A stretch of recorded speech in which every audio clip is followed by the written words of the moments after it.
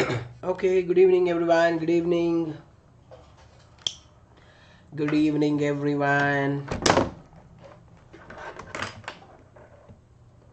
Good evening friends. I hope everyone is doing good. Great. Okay. So actually morning times I'm having this great power problem even though we are working with inverter due to continuous power work I mean say doing due to continuous power cut. I'm unable to take the classes on the morning. So, but don't worry at all. We will continue in the morning time only from tomorrow onwards. But if anything to be rescheduled, I will inform prior itself by around 4:30 or 4:45 a.m. only. I will inform every one of you. Okay, so friends, let's continue the hormone. See, I hope every student remember friends in the last class. Good evening everyone. In the last class we have discussed about the hormone auxin. We have completed the hormone auxin, as well as friends we have completed the hormone gibberellic acid also. Good evening all. So friends, now what we are left with? We are left with the hormone cytokinin. We are left with the hormone ethylene. At the same time friends, we are left with the hormone abscisic acid, right? So let's try to finish the hormones. How many hormones we can finish in this particular class itself? Okay, let's talk about the cytokinins. So friends, please kindly don't interrupt me for the period of 15 to 20 minutes. I will explain the hormone cytokinin very elaboratively. Just pay attention continuously and keep on listening me for 20 minutes. Okay, let's start. So friends, when we are understanding the cytokinin, I want every student has to remember one common point. What is that common point? If this, listen to me carefully, if the hormone cytokinin wants to work effectively in the plant body, compulsory there should be a presence of auxin. Once again, listen to me every one of you. The hormone cytokinin work very effectively in the presence of auxin. Now friends, let me tell you all of you how exactly the hormone cytokinin were discovered actually. You know what the scientist does? Just listen to me friends carefully. Scientist has taken three mixtures. What are that mixtures? First they have taken a coconut mixture, coconut milk mixture, coconut milk, or the second one they have taken DNA extract.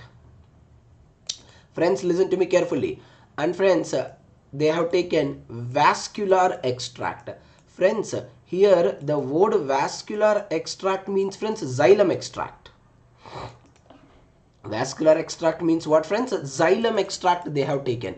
Every student listen to me very carefully. They have taken these three mixtures friends, and these three mixtures they have added to the auxin. Every one of you understand friends? They have taken these three mixtures and the three mixtures they have added to the auxin. Now this entire mixture, you know what they have done? They introduced into the internodal region of the stem of the tobacco plant. Every one of you listen to me friends. This is the tobacco plant. These are all the nodes. In between, what are there my friends? Internodes. These are all internodes. Friends, listen to me carefully once again every one of you. It's very simple. All of you focus. They have taken these three mixtures and they combined with the auxin, and this entire mixture they have introduced into the internodal region of the stem of the tobacco plant. Then what they observed? They observed the division. What they observed friends? They observed the division. Every student listen to me. Now what is the conclusion friends? Everyone understand? Among these three mixtures, any of these mixture contain a chemical. Once again understand, among these three mixtures, any of the mixture contain a chemical. When that particular chemical combined with the hormone auxin, it is showing basically a division. So friends, what is that particular chemical? Every student try to understand friends whatever I am writing here. Miller is the scientist in the year 1955. He has isolated the first cytokinin. You know friends, from where he has isolated the cytokinin? He has isolated the cytokinin from the herring sperm DNA. Okay, herring sperm DNA. Do not forget the point at all. And that particular cytokinin, herring sperm is the name of the fish friends. Don't get confused. What is herring sperm? Herring sperm is the name of fish. From the fish, he has isolated the first cytokinin. And you know what is the name he has given for the cytokinin? He has given the name kinetin. But friends, every student remember, this is not the natural cytokinin. Please listen for the exam point of view, especially for part B.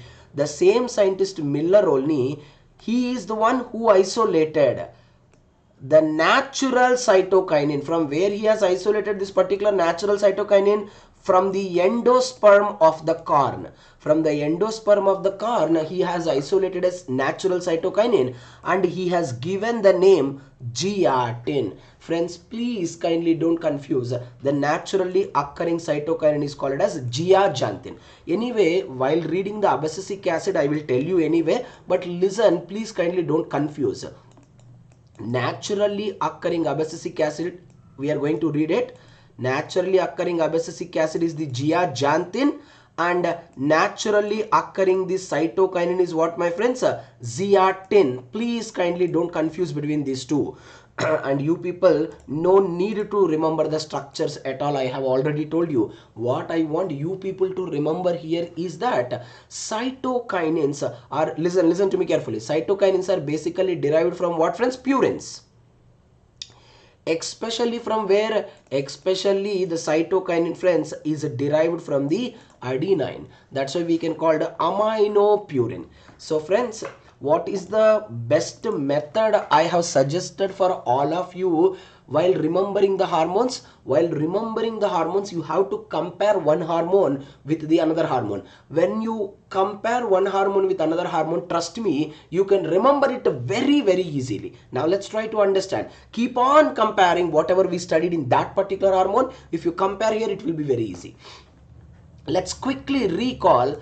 When we are studying about the auxin, what we studied, my friends, we read very clearly hormone auxin is the rooting hormone. Tell me everyone, why do we call the auxin as the rooting hormone? Does it is synthesizing in the root? Not at all. Auxin synthesized in the shoot. From the shoot, auxin travels to the root and it is going to show their major mechanism in the root. That's why we are calling auxin as the rooting hormone. But my friends, whenever you heard the name of a cytokinin, one of the common point has to remember, cytokinin is the shooting hormone. What do you mean by that, friends? Cytokinin is synthesized in the shoot. From the shoot, cytokinin is traveling to the, I'm so sorry friends, cytokinin synthesized in the root. From the root, it will travel to the shoot and it show their mechanism of action.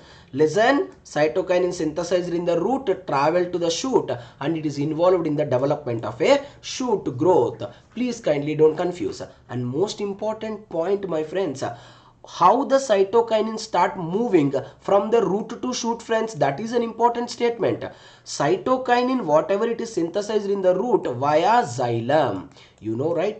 Xylem is the one which is involved in the movement of a water, ions, all these.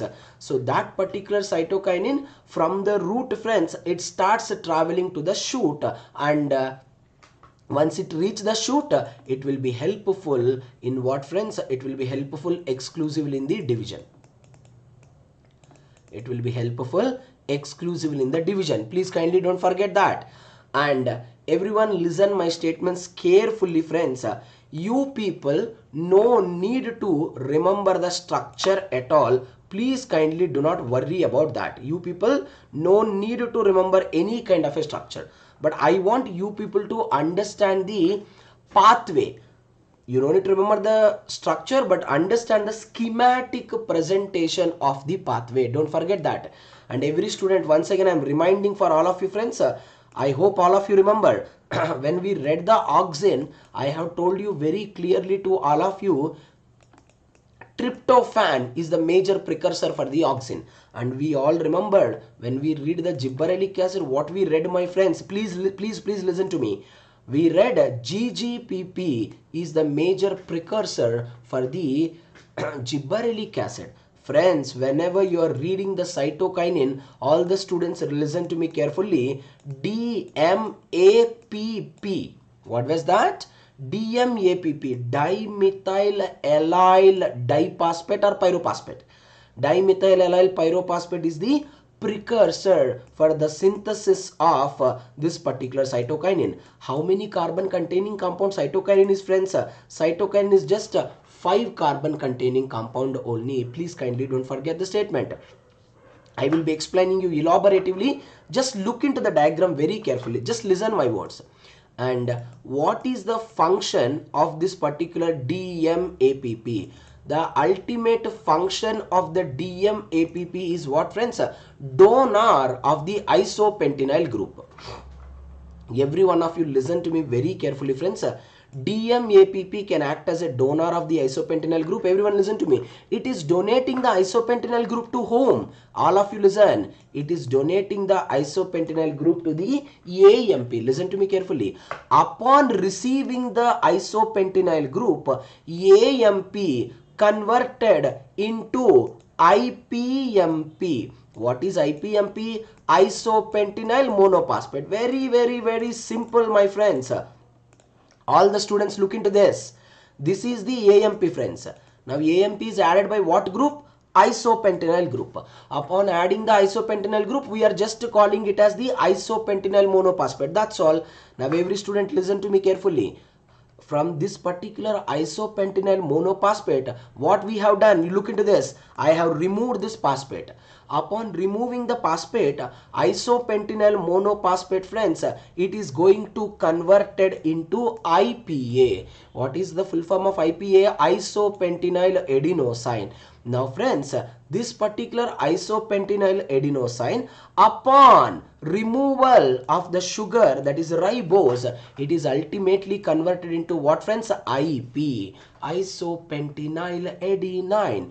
Now this particular isopentenyl adenine can be treated by a specific hydroxylase enzyme. It is giving rise to the transgelatin. Friends, it's very simple. Now transgelatin can be treated by an enzyme called as a cis-trans isomerase enzyme, and obviously it is going to convert it into cisgelatin. I am explaining for all of you once again. Please look into this very carefully. Who is the donor? First, who is the precursor? AMP. What is the major starting compound? DMAPP. What did I tell to all of you? DMAPP is basically donating the isopentenyl group.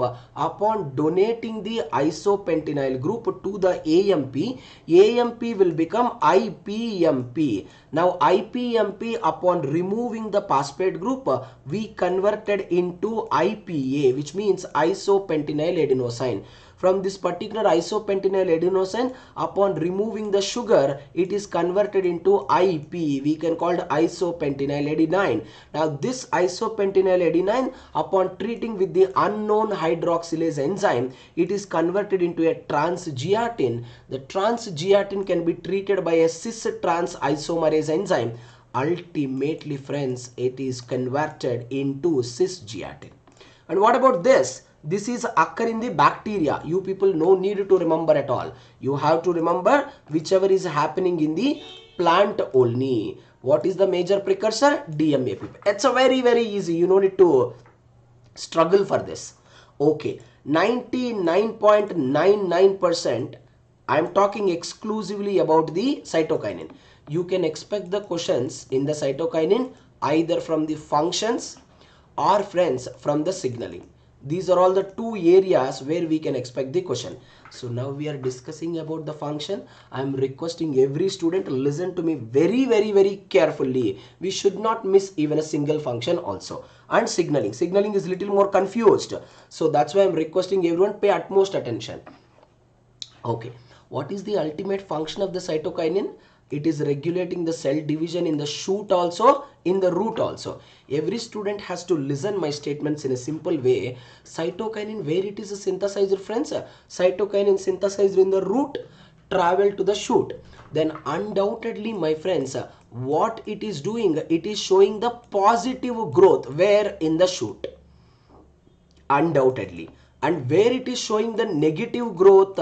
In the root. Why it will show the negative growth in the root? Because it is synthesized in the root only. Then how it can show the action? It cannot show the action, right? But every student has to remember, suppose example, there is, listen to me carefully, suppose example, there is a over expression of the cytokinin genes or a mutation in the cytokinin oxidase gene. You know friends, what is happening? Opposite things are happening, which means positive growth occur in the root and negative growth occur in the shoot. This is happened only when there is a mutation. Every one of you look into this carefully, friends. Listen to me carefully. Cytokinin will show the positive growth in the shoot apical meristem, negative growth in the root apical meristem. But what is the point you people has to remember?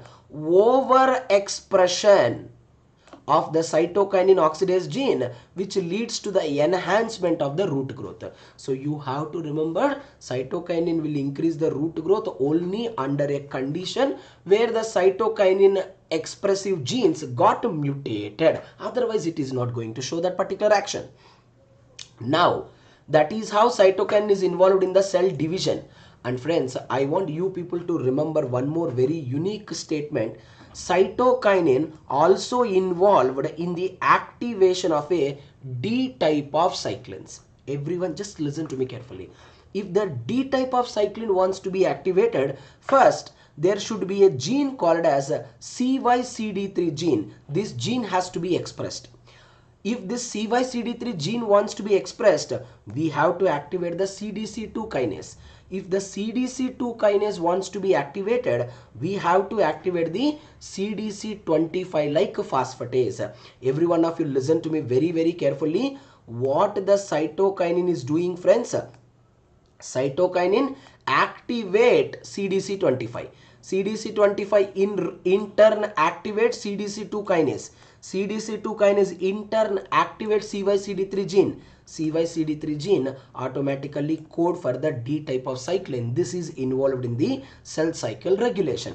In a simple line, cytokinin is involved in the cell cycle regulation by activating a D type of cyclin. Very, very simple point it is. That is the first function. What is the first function? Cytokinin show the positive growth in the shoot apical meristem, negative growth in the root apical meristem. Now friends, here comes the most important, nearly twice asked questions in the part B in our CSIR exam. Friends, all of you listen my statements carefully without having a confusion. Please try to recall. I told you very clearly, ethylene is the hormone. We are going to read next. Ethylene is the hormone which will promote the senescence. Is it or not? Ethylene is the hormone which will promote the senescence. Friends, what do you mean by the word promoting the senescence? Which means it is making the leaf to become older. That is what we read. But friends, every student listen my words carefully. Cytokinin will do the opposite action. What the cytokinin is doing, friends?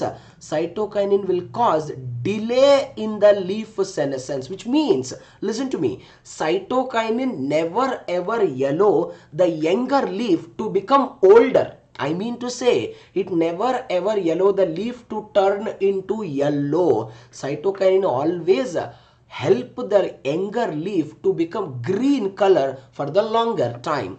First of all, every student has to remember one unique point. You can ask me, sir, first of all tell me why the leaf turns yellow from the green. That is my question. How does leaf is going to converted from the green to the yellow? Every one of you listen. The reason is very simple, right? The reason is loss of chlorophyll. This is the first and most important reason. Loss of chlorophyll, and friends, loss of RNA. At the same time, friends, loss of protein. Every student please listen to me carefully. What, friends? Loss of chlorophyll, loss of RNA, loss of protein. All these will cause the leaf to turn into yellow. Now you can ask me a question. Sir, how this particular chlorophyll, RNA, protein, they can be completely lost? Because of certain inhibitory enzymes. Very simple point. Everyone listen to me carefully. Certain inhibitory enzymes, what they will do? They degrade the chlorophyll, they degrade the RNA, they degrade the protein, which are required for the leaf to make it green for the longer time. When all these got inhibited, what is happening? Obviously, leaf turns into yellow very fast. But my friends, what is the point? You people has to remember, whenever the cytokinin is present in the plant body, every one of you listen, cytokinin will correct RENs, which we call chlorosis, loss of chlorophyll. Cytokinin inhibit this degradative enzymes. Simple. Cytokinin will degrade or inactivate. Actually, cytokinin inactivate the inhibitory enzymes. When the inhibitory enzymes get inactivated, there is a no loss of chlorophyll, no loss of RNA, no loss of protein. Then the leaf never turns into yellow. Leaf will be remains green color for the longer time. What the scientist does, they have done a small experiment. You know, friends, what they have done? They have taken some green color leaves, and they have taken actually green color leaves. Half of the green color leaves they kept in the cytokinin solution. Half of the green color leaves they kept in the normal solution where the cytokinin is not present. Every student listen, whatever the leaves that are kept in the cytokinin solution, they remain green color for the long period of time. Simple point. They remain green for the long period of time. Whatever the leaves that kept in the normal solution where there is no cytokinin, what is happening, my friends? It is converted into yellow. So what is the point you have to remember? Listen, I am summarizing the statement. If the cytokinin is present in the plant body in an adequate amount, it always try to delay the leaf senescence.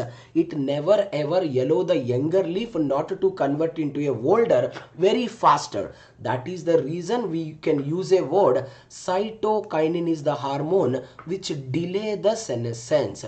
And friends, this experiment was done by a scientist called as Richmond Langerhans. That's why this effect also we can call it as a Richmond Langerhans effect. Please kindly don't forget that. Here comes the unique function. I hope every one of you remember, whenever we are studying the hormone auxin, we clearly read that hormone auxin always promote the apical dominance. I hope every student remember. What do you mean by the word promoting the apical dominance? I told you, when auxin is present at the tip of the shoot, what it is doing, my friends, it never ever allow the growth of the lateral branches. That is what I have explained to you in the auxin, which means it only allow height to occur. It will only allow height. It only allow height to grow. It never increase the girth, or it never allow the branches to grow. But friends, every one of you listen, auxin is promoting the apical dominance. What the cytokinin is doing, friends? Cytokinin is doing just opposite function. Cytokinin inhibit the apical dominance, which means, my friends, cytokinin will go and dominate the level of auxin. As a result, what happens, friends? The lateral branches or the lateral buds can grow very easily. So friends, that is why, what is the statement I can give to all of you? I can give a statement that cytokinin and auxin both are antagonistic to each other. Both are antagonistic to each other only in terms of apical dominance. Because auxin is never yellowing the growth of lateral branches, cytokinin is always yellowing the growth of the lateral branches. That's why we can call it both are acting oppositely, antagonistic in nature. Next, most important function, this is also repeated twice in the exam. Direct question. Every one of you listen. Morphogenesis, which means the development of a root and shoot growth. Every students try to understand. Suppose I have taken a culture. In the culture, what I have done? In the culture, friends, I kept a high auxin ratio and I kept low cytokinin ratio. Friends, when I keep high auxin and low cytokinin, here who is present in the higher concentration? Auxin. I already told you very clearly, auxin majorly show their mechanism of action where, my friends? Root. Since the auxin concentration is more, obviously friends, it leads to the development of a root growth. Now what I have done in the culture, I kept low auxin and friends high cytokinin. So here, correct, you can, very good Devesh, you can call it exactly antioxidant hormone, correct, exactly. So low auxin and I kept a high cytokinin. Now what you have to remember, wherever the cytokinin is abundantly acting, obviously it leads to the development of a shoot. And most of the students will think that in the culture, when you keep auxin and cytokinin in the 1:1 ratio, most of the students will think that root also will develop, shoot also will develop. That is absolutely wrong statement. When auxin and cytokinin will be present, I mean to say, when both are present, every student listen, it leads to the group of cells. It leads to the mass of cells. It leads to the bulk of undifferentiated cell. What, my friends? Undifferentiated cell. What do you call that particular undifferentiated cell, friends? Because they cannot give rise to root. They cannot give rise to shoot. That's the reason I can call it undifferentiated cell. When this callus is forming, friends, the callus is forming only when the auxin and cytokinin are present, only in the 1:1 ratio. That's the unique statement. Suppose example, I kept auxin as the 2 ratio and cytokinin is the 1 ratio. Then what happened? Obviously it will leads to the development of a root. Suppose I kept the auxin in the 2 ratio and cytokinin I kept in the 4 ratio. Obviously what happened? It leads to the development of a shoot. But if I keep both auxin and cytokinin both in 1:1 ratio, it never leads to the development of any root or shoot. Instead, it is going to give rise to the formation of a callus. That's a so simple thing you can remember. That is what exactly, friends, we will be calling it as a morphogenesis. Next, very important, all functions are important, of course, you have to remember all. Next one, chloroplast maturation. What do you have to understand by this particular chloroplast maturation actually? Friends, please listen to me very carefully. Cytokinin will be helpful in the conversion of the etioplast to the chloroplast. Everyone listen to me. Cytokinin plays a crucial role in the conversion of the etioplast to the chloroplast by stimulating the chlorophyll synthesis in the etiolated seedlings. I have told to all of you many times, what do you mean by the word etioplast? Friends, etioplast means, friends, they are dark grown seedlings which are growing in the dark. So my friends, if this particular etiolated seedling or the etioplast, if it wants to perform the photosynthesis, compulsory it require what? It require the chlorophyll. Whenever there is a synthesis of chlorophyll occur in the etioplast, friends, the pictures are not clear. The etioplast is basically converted into the chloroplast. How? Just by the synthesis of chlorophyll. And friends, how does this particular chlorophyll synthesis get stimulated? Of course, friends, with the help of what, friends? With the help of this particular cytokinin. In a simple word, cytokinin stimulating the chlorophyll synthesis in such a way that it is going to convert the etioplast to the chloroplast. Simple point. Then the last and important function, friends, cytokinin promotes cell expansion in leaves also, cotyledons also. So friends, in order to observe or in order to understand how the cytokinin is enlarging the leaves and cotyledons, we have done the small experiment on the Arabidopsis thaliana. You know, right? What are Arabidopsis thaliana? Jasmine-like seedling. It's not jasmine, friends. We will read in the developmental biology. Arabidopsis thaliana. These are all the seedlings and leaves. All the students listen to me. T0 represents time 0. T3 represents after 3 days. Friends, all of you please kindly look into the diagram. This is the cotyledon and this is the leaf. So friends, when you keep the cotyledon and leaf without cytokinin, you only try to understand there will be no expansion at all. even though you keep for 3 days also, 4 days also, 5 days also, without cytokinin, they are not at all expanding. Later what they have done, friends, to the same seedlings and leaves, they have added the gelatin. What is gelatin? Naturally occurring cytokinin. So when they add the gelatin, what is happening? Obviously, look into this. Gelatin is expanding the cotyledon. Gelatin can also expanding the leaf. How? Of course, by a simple mechanism of cell elongation. Just they allow the cell to get elongated. By elongating the cell, they will allow the leaf to be expanded and cotyledon also to be expanded. So friends, look into the picture carefully. We studied so far all the functions of the cytokinin. I'll just summarize in 1 minute. Cytokinin will show the positive growth in the shoot, negative growth in the root. But due to the mutation, it will show the opposite. That is the positive growth in the root and negative growth in the shoot. And cytokinin also plays a key role in the cell cycle regulation by activating the cyclin D. Then the next very important statements what we read, cytokinin delay the senescence always. Next point, cytokinin, friends, inhibit the apical dominance, whereas auxin is promoting the apical dominance. That's why, my friends, we can call cytokinin and auxin both are antagonistic to each other. And I also said it to you, cytokinin also plays a key role in the morphogenesis, that is the development of a shoot growth majorly. And not only that, cytokinin convert the etioplast to the chloroplast by stimulating the synthesis of a chlorophyll. At the same time, it is also involved in the leaf expansion and cotyledon expansion. That's all. These are all the functions. If you are not getting a question from the function, of course, from where we will get the question, friends? Undoubtedly, we are going to get the questions from the signaling.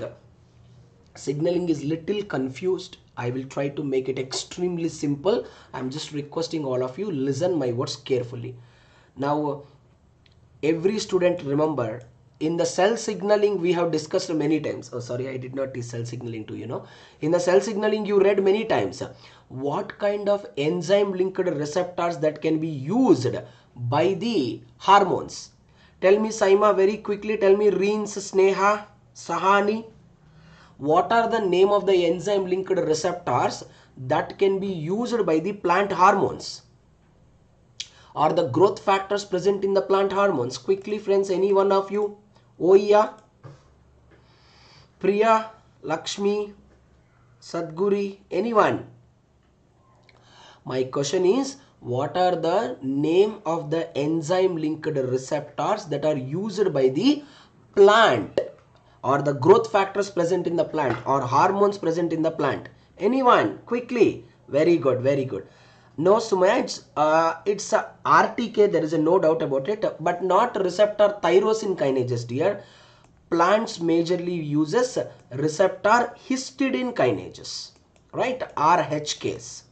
See, we are having different type of enzyme linked receptors there, right? We are having receptor tyrosine kinases, we are having receptor serine kinases, we are having receptor threonine kinases, and my friends, even we are having receptor histidine kinases also. Let's take my body. In our body, human body, we are going to read in the cell signaling crystal clearly. Most of our growth factors, they start using what? Receptor tyrosine kinases. In the plant, most of the hormones and growth factors, they start using the receptor histidine kinase receptors in order to show their action. Every one of you listen. More than 3 times in the 2015 also, 2017 also, 2018 also, in part B as well as in the part C, they used to raise the statement about 2-component signaling system. Every student listen my words carefully. If they ask you a question, which of the following hormones, not hormone, hormones, which of the following hormones are involved in the 2-component signaling system, or which of the following hormone uses the 2-component signaling system, I want you people to use, give the answer ethylene and cytokinin. But they have asked only one hormone. They have given 4 hormones and they asked which of the following hormone majorly uses the 2-component signaling system. They have given both ethylene also and cytokinin also. Then undoubtedly friends, I want you people to choose cytokinin only. But 99.999%, if they given the cytokinin, they won't give the ethylene. If they give the ethylene, they won't give the cytokinin. Don't worry about that. Okay, all of you please try to understand. I will explain in a simple way. Just listen to me for 10 minutes continuously. Focus.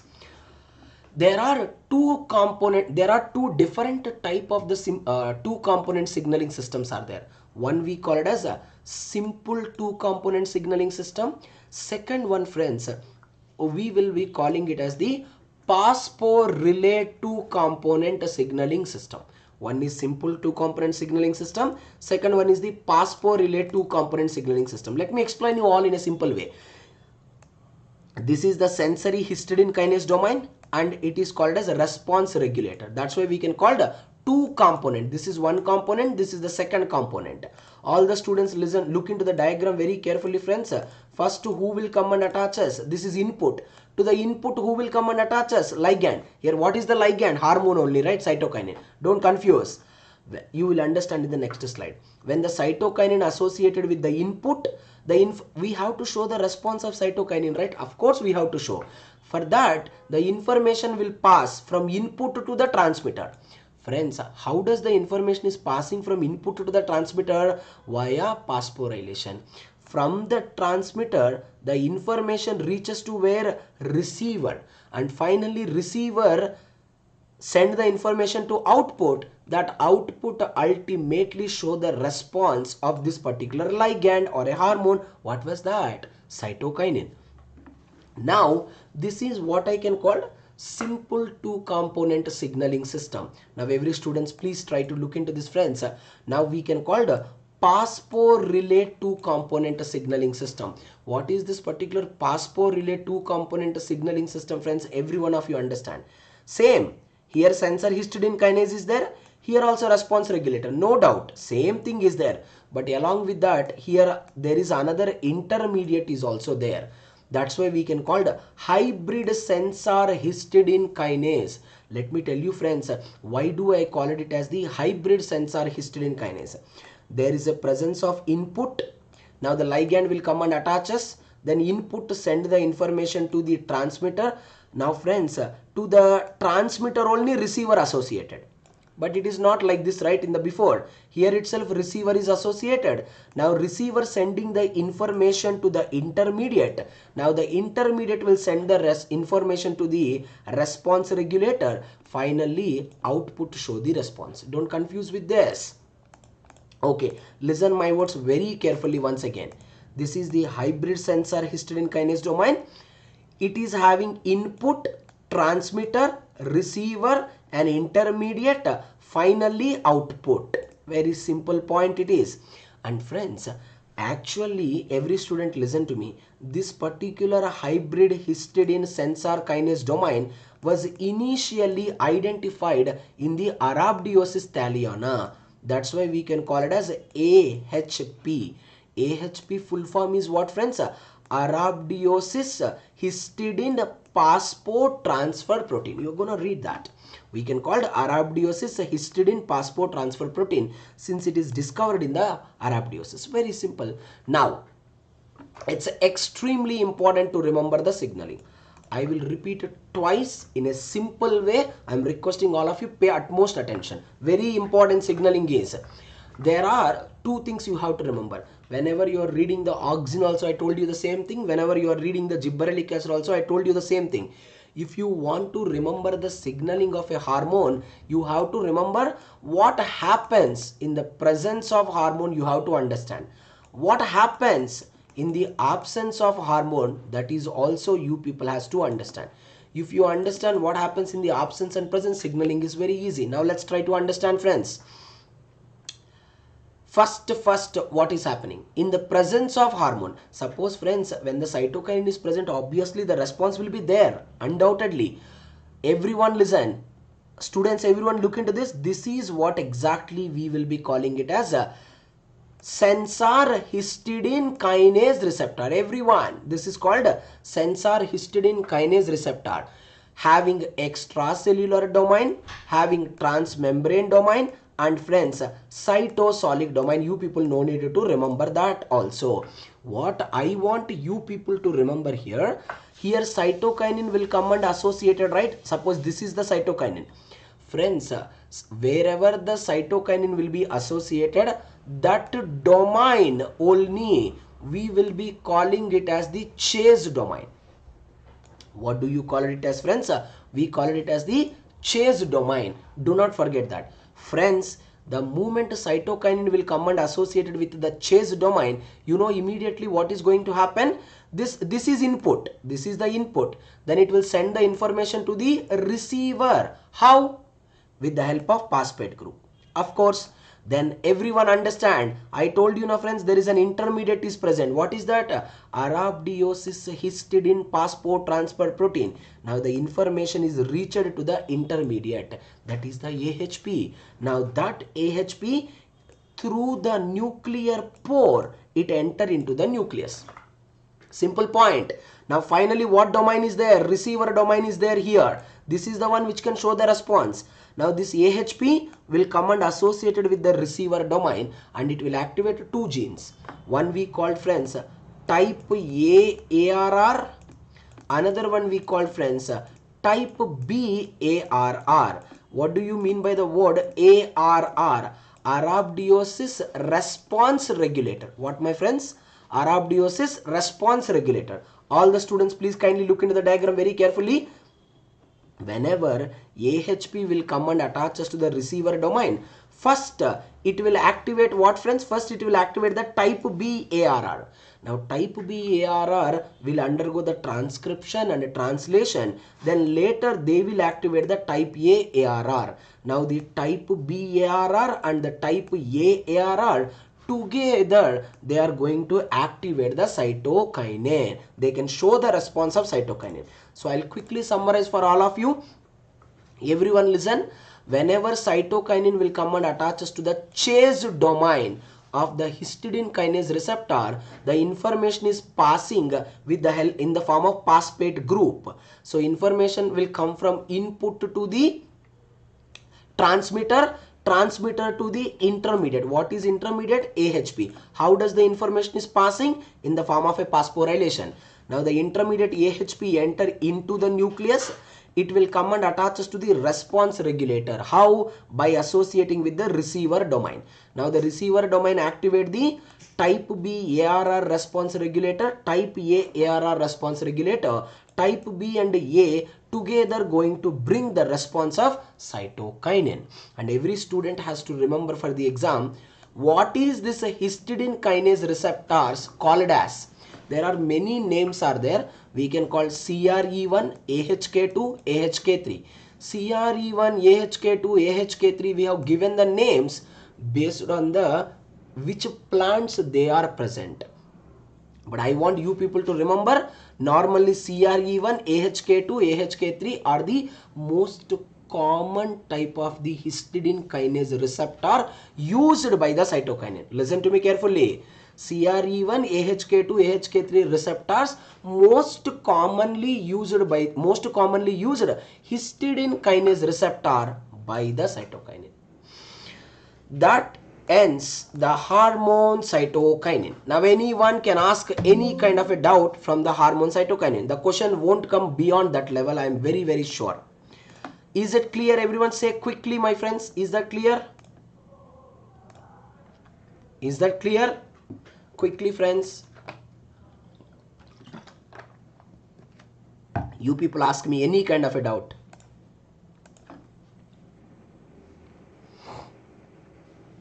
Okay, I hope it's clear for every one of you.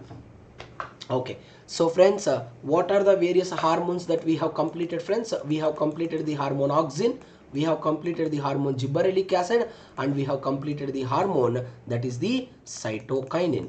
Now friends, what are the two other hormones that we are left with, my friends? We are left with the hormone called as abscisic acid also, as well as, friends, we are left with the hormone ethylene. Both are important. My friends, actually hormones, all 5 hormones are extremely important. There is no doubt about it. Once again, as I told you, shortcut. If you want to remember the hormones, what is the shortcut? Comparing one hormone with another hormone. When you compare, it will become extremely easy.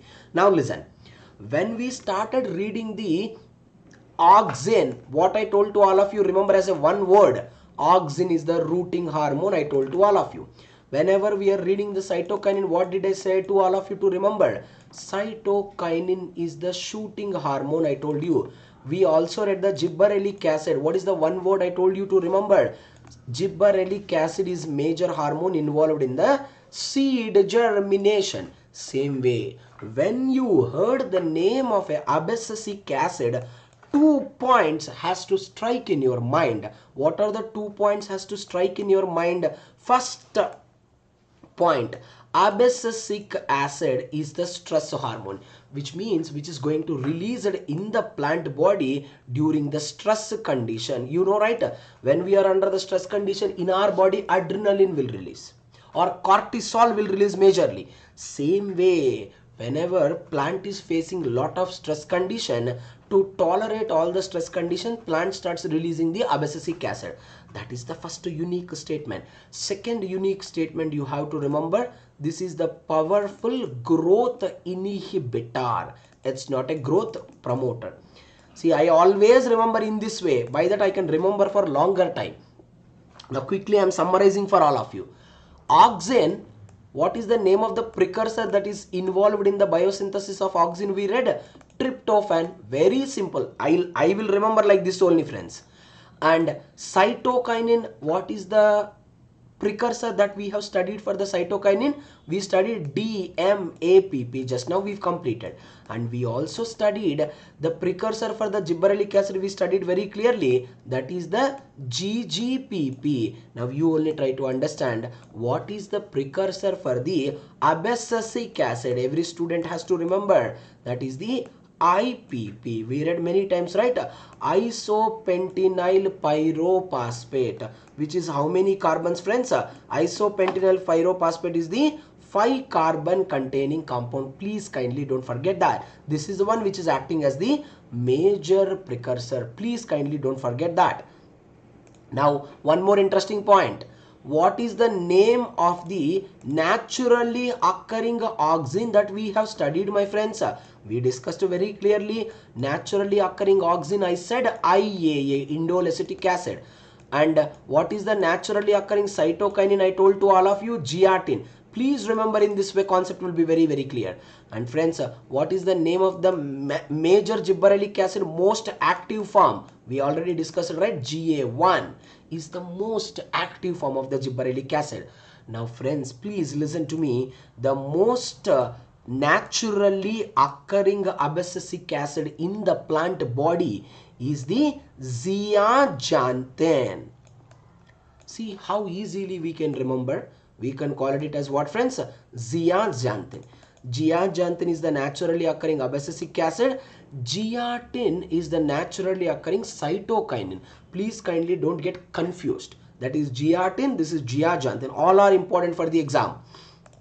Now let me tell you, how does this particular abscisic acid got discovered? Every student listen, friends. Abscisic acid is a sesquiterpene.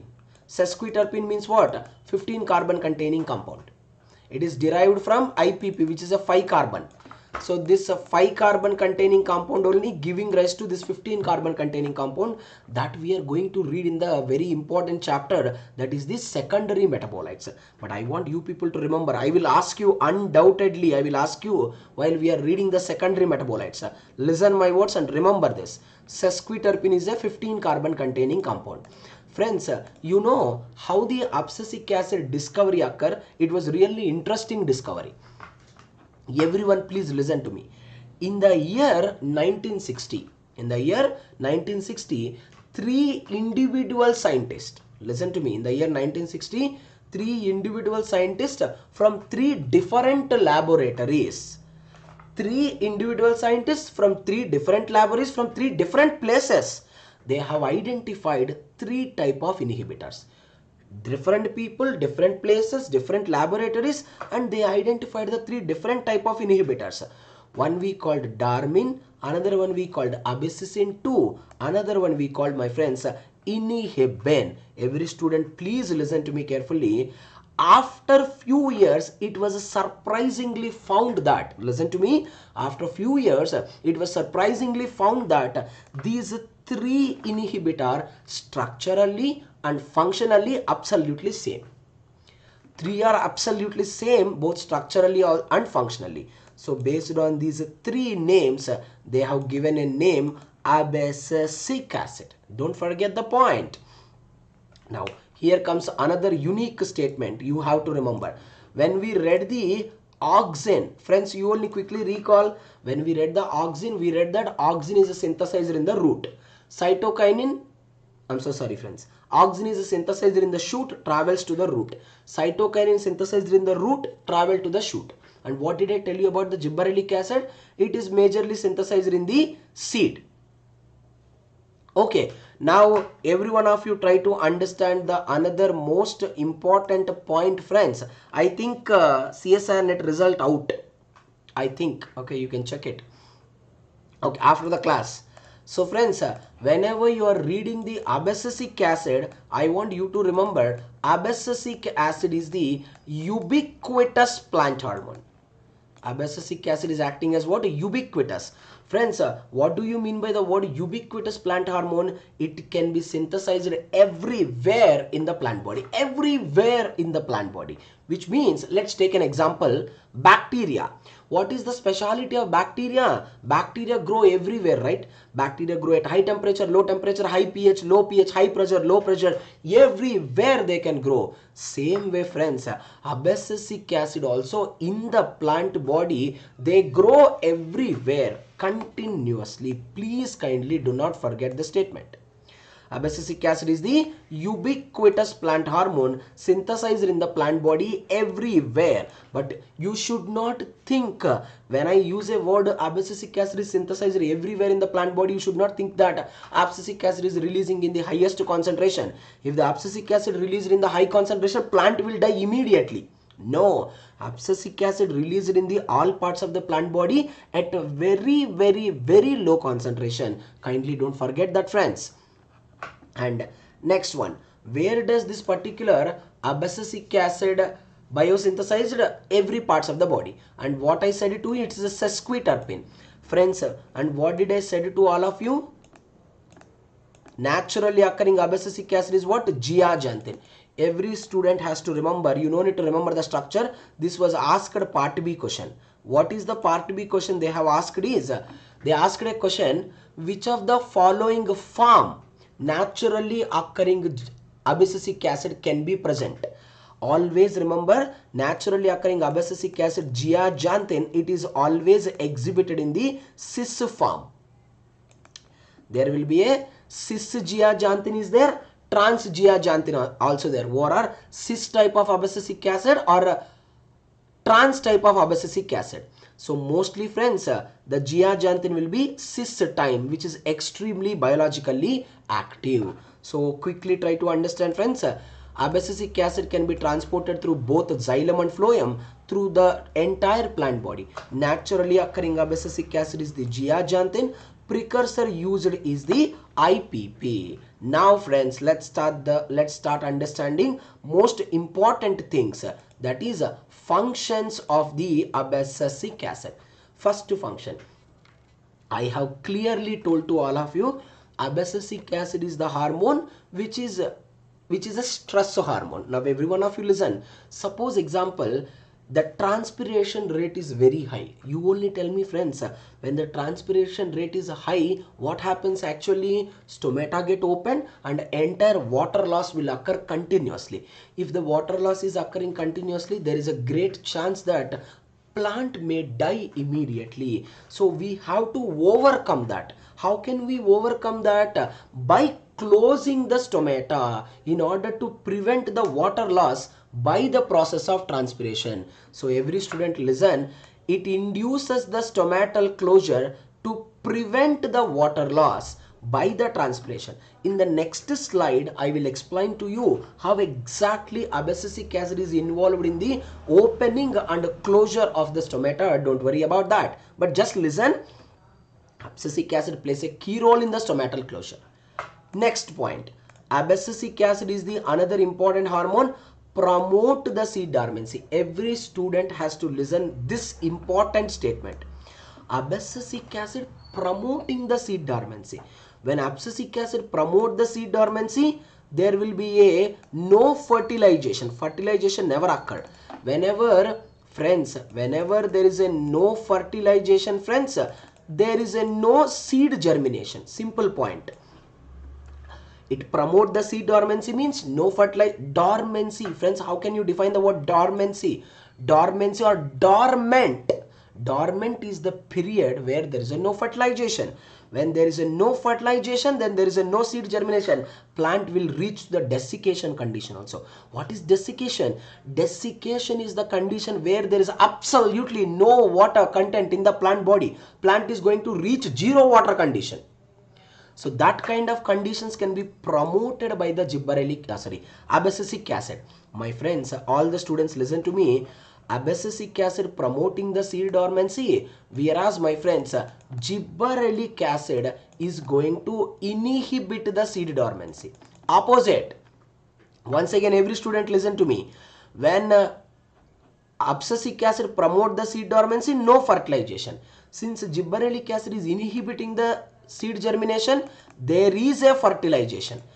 And then there is a seed germination. Just opposite functions of the abscisic acid shown by the gibberellic acid. Once again, we can say abscisic acid and gibberellic acid also act antagonistic to each other with respect to the seed dormancy. Please kindly do not forget this particular statement at all.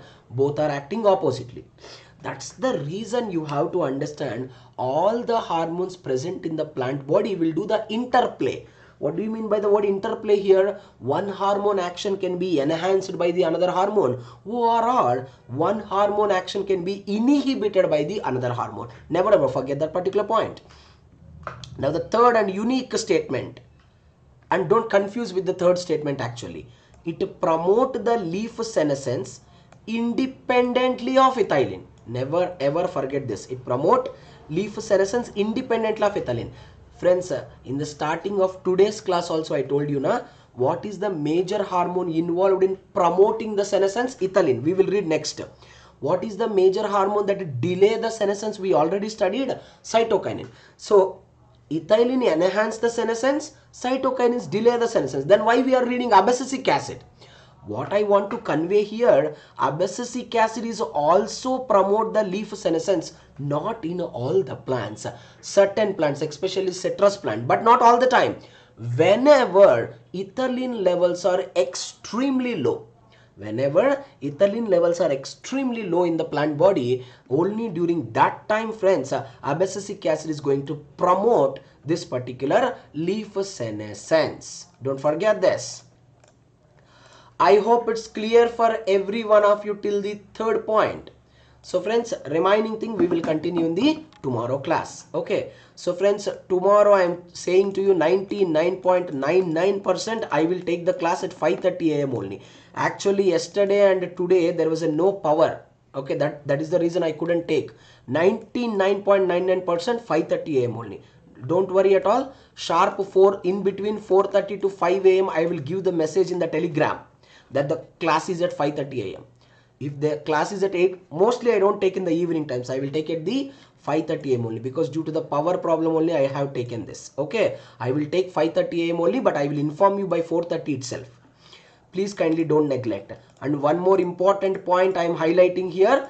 By 31st of March, these chapters will be completed. Unit 3 will be completed. Unit 6 will be completed. Right now I am giving, once again I am giving information. Either 2nd April or 3rd April, you all people has to write a test on this particular unit 3 and unit 6 also. Please kindly prepare for that. Later, I already told you, in the month of April, I will finish 3 chapters at a time. You have to attend many number of classes. So be prepared for that. Okay friends, that's all for now. I hope the discussion is little useful to all of you. Please prepare well. I'll see you in the tomorrow morning class. Bye bye.